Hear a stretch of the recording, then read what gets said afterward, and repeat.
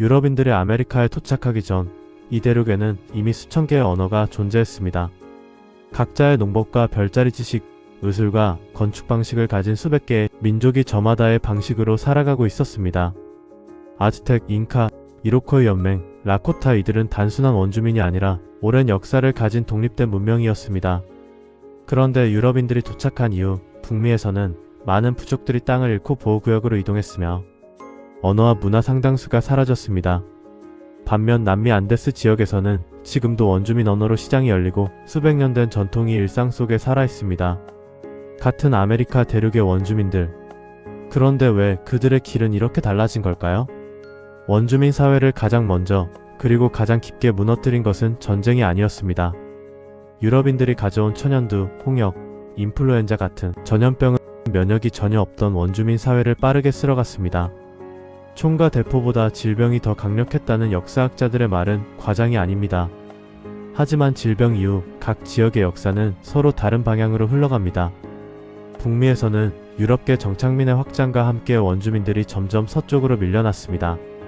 그 과정에서 가장 결정적인 타격 중 하나는 버팔로의 소멸이었습니다. 한때 북미 평원에는 3천만에서 6천만 마리의 버팔로가 살았다고 추정됩니다. 라코타, 코만치, 샤이엔 등 평원 부족들에게 버팔로는 음식이자 옷이자 종교였습니다. 뼈로는 도구를 만들고 가죽으로는 천막 티피를 세웠으며 내장까지도 낭비 없이 활용했습니다. 버팔로 사냥은 단순한 생존활동이 아니라 공동체의 의뢰이자 정체성이었습니다. 19세기 후반 철도 확장과 함께 버팔로 사냥이 상업적으로 폭발적으로 늘어나면서 1890년대에는 불과 수백 마리만 남게 됩니다. 생존 기반을 잃은 부족들은 더 이상 이전의 삶을 유지할 수 없었고 결국 보호구역 안으로 이동하게 됩니다. 1830년 미국 의회는 인디언 이주법을 통과시킵니다. 이 법으로 동부에 살던 체로키, 촉토, 크리크 등 5부족은 수천 킬로미터 떨어진 오클라호마 지역으로 강제 이주됩니다. 겨울 추위와 굶주림 속에서 수천 명이 목숨을 잃었고 훗날 이 이동 경로는 눈물의 길이라 불리게 됩니다. 땅을 잃는 것만으로 끝나지 않았습니다. 19세기 말부터 20세기 중반까지 북미에서는 원주민 아이들을 가족과 강제로 분리해 기숙학교에 보내는 정책이 시행됩니다. 문명화라는 명목 아래 그곳에서 아이들은 원주민 언어를 사용하면 체벌을 받았고 전통 의상과 이름을 빼앗겼습니다. 2021년 캐나다에서는 기숙학교 부지에서 수백 명의 아이 유해가 발견되어 전 세계에 충격을 주었습니다. 미국과 캐나다 정부는 이후 공식 사과를 발표했습니다. 이것은 단순한 과거의 비극이 아니라 지금도 많은 원주민 공동체가 씨름하고 있는 상처입니다. 남미에서도 원주민들이 겪은 고통은 결코 가볍지 않았습니다. 스페인 식민 지배 아래 미타라는 강제 노동 제도가 시행됩니다. 볼리비아의 포토시 은광에서는 수만 명의 원주민이 독성가스와 낙석, 혹독한 환경 속에서 일하다 목숨을 잃었습니다. 포토시 은광은 16세기부터 약 200년간 세계 최대의 은 생산지였으며 역사학자들은 이 기간 동안 800만 명에 달하는 원주민과 아프리카계 노예가 희생됐다고 추정합니다. 하지만 스페인 식민 지배는 북미와 다른 방식으로 진행됐습니다. 스페인은 원주민을 완전히 배제하기보다 기존 지배층 일부를 행정에 활용하거나 원주민과의 혼혈 사회를 형성하는 방향으로 나아갔습니다. 이것이 문화 소멸의 속도와 방향의 차이를 만들어낸 중요한 요인 중 하나였습니다. 안데스 지역에서는 케추아와 아이마라어가 지금까지 이어지고 있습니다.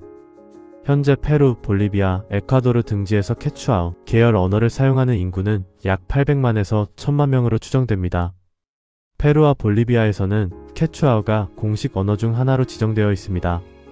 아마존 유역에서도 원주민 공동체들은 자신들의 언어와 삶의 방식을 지키기 위한 싸움을 계속하고 있습니다. 브라질의 야노마미족은 불법 채굴과 삼림 파괴에 맞서 영토 권리를 주장하고 있으며 이는 현재 진행형의 이야기입니다.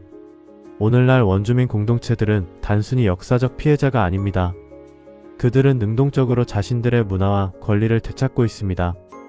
북미에서는 사라졌던 언어를 되살리는 운동이 활발합니다. 하와이 원주민 공동체는 하와이어 몰입 교육 프로그램을 통해 1990년대에 1000명 미만이던 하와이어 유창화자를 현재 수만 명 규모로 끌어올렸습니다. 라코타어, 체로키어 등도 디지털 교육 콘텐츠와 언어학자들의 협력으로 복원이 진행 중입니다. 2007년 유엔은 원주민 권리 선언을 채택했으며 현재 많은 국가에서 원주민의 토지권, 문화권, 차치권을 인정하는 방향으로 법과 정책이 변화하고 있습니다. 물론 이것이 모든 문제를 해결했다는 의미는 아닙니다. 변화는 여전히 느리고 현실의 불평등은 깊습니다. 같은 아메리카 대륙에서 살아온 원주민들, 그들이 맞이한 변화는 결코 같은 방향이 아니었습니다. 어떤 문화는 억압 속에서도 형태를 바꾸며 살아남았고, 어떤 문화는 돌아오기 어려운 방식으로 지어졌습니다. 그리고 두 대륙 모두에서 원주민들은 수백 년의 억압에도 불구하고 자신들의 언어와 이야기와 정체성을 지키기 위해 싸워왔습니다.